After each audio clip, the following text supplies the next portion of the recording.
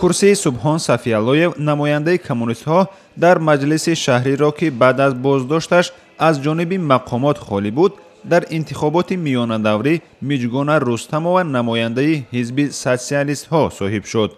мақомот Сафиаллоевро бо ҷурми қаллобӣ муттаҳам донистанд ва билфосила аз сафи ҳизбу маҷлиси шаҳрӣ хориҷ карданд. дар интихоботи миёнадаврии 6 май 8 номзад аз 5 ҳизби сиёсӣ барои 3 курсии холимондаи маҷлиси вакилони халқии Душанбе сабқат карданд.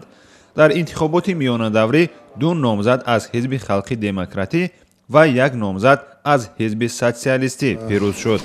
фоизи зиёд номзадии ҳизби халқии демократии Тоҷикистон Азизён Сами Солиҳ 69.7% овоз гирифт. Рустамова Миҷгона Салоҳиддиновна намояндаи ҳизби социалистии Тоҷикистон 57.1% овоз гирифт. намояндаи ҳизби халқии демократии Тоҷикистон خب اسماعیل نورجهان جمشیدویچ 67.5% آواز انتخاب کننده ها را گرفتند.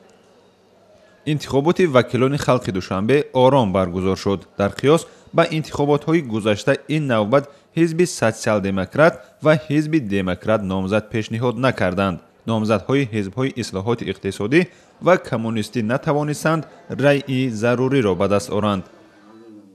مسئولان حزب کمونیستی با وجود آنکه هر دو نامزدشان پیروز نشد، از رفت انتخابات قناعتمندند و به معرکه‌های آینده امید می‌بندند. که انتخابات یک چیز است که این مبارزه است. کمتر کم آواز گرفت. اون نماینده میجونا نماینده حزب سوسیالیستی بود، او برد. خیلی امروزه نیست، باوری است که در آینده میشه.